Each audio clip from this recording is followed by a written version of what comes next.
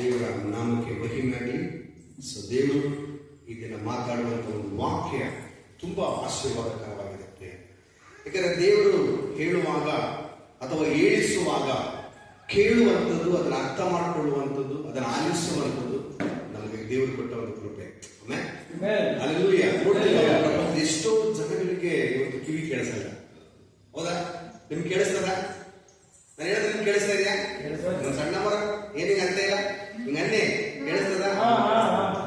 ಹಾಗಾಗಿ ನಮಗೆ ದೇವರು ಕೊಟ್ಟಂತ ಒಂದು ಕಿವಿ ಆಗಿರ್ಬೋದು, ಅಥವಾ ಕಣ್ಣಾಗಿರ್ಬೋದು, ಒಂದು ಸ್ಪರ್ಶ ಆಗಿರ್ಬೋದು, ಅದೆಲ್ಲ ದೊಡ್ಡ ಆಶೀರ್ವಾದಕ್ಕೆ.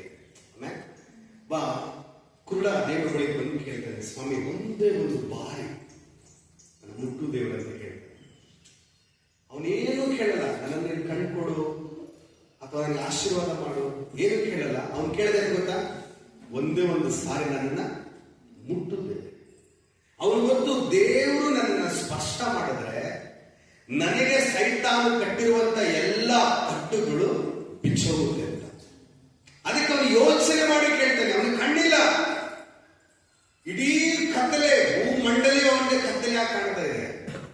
ಅವನು ಬೆಳಕು ಕೇಳ್ತಾ ಇಲ್ಲ, ಸ್ವಾಮಿ ನಾನು ನೋಡ್ಬೇಕು ನಿಮ್ಮನ್ನ, ಅದು ಎಲ್ಲವನ್ನ ನೋಡ್ಬೇಕು. ಎಷ್ಟು ಚೆನ್ನಾಗಿ ನೀನು ಸೃಷ್ಟಿ ಮಾಡಿದೀಯಾ, ಎಷ್ಟು ಚೆನ್ನಾಗಿ ನೀನು ಇದ್ದೀಯಾ, ಎಷ್ಟು ಚೆನ್ನಾಗಿ ಪ್ರಪಂಚ ಇದೆ, ನನ್ನ ತಂದೆ ತಾಯಿ ಎಷ್ಟು ಚೆನ್ನಾಗಿದ್ದಾರೆ, ನನ್ನ ಅಕ್ಕಪಕ್ಕದವ್ರು ನಾನು ಕೇಳಿಸ್ಕೊಂಡಿದ್ದೀನಿ ಎಷ್ಟು ಚೆನ್ನಾಗಿದ್ದಾರೆ, ನಾನು ಯಾರನ್ನೂ ನೋಡಿಲ್ಲಪ್ಪ, ಈಗ ನೋಡ್ಬೇಕು ಅಂತ ಕೇಳ್ಬೋದಾಗಿತ್ತು.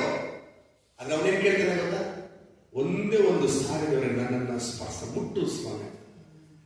ಅವ್ರ ಪ್ರೀತಿಯಿಂದ ಮುಟ್ಟಿದ ತಕ್ಷಣ ಪ್ರೇರೆ ಅವನಿಗೇನಾಗುತ್ತೆ ಗೊತ್ತಾ, ಕಣ್ಣಲ್ಲಿ ಕಟ್ಟಿದಂತ ಕತ್ತಲೆ ನೀಗೋಗುತ್ತೆ, ಕಣ್ ಕಾಣುತ್ತೆ ಅವನಿಗೆ.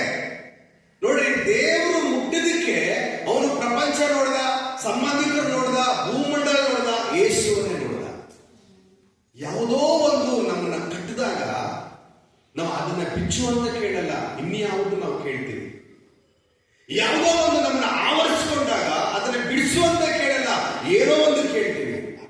ಆದ್ರೆ ದೇವರ ದೃಷ್ಟಿಯಲ್ಲಿ ನಾವು ಕಾಣಲ್ಪಡಬೇಕಾದ್ರೆ ಬೇರೆ ನಮಗೆ ಬಹಳವಾದ ನಂಬಿಕೆ ಹೆಚ್ಚಾಗಿರ್ಬೇಕು.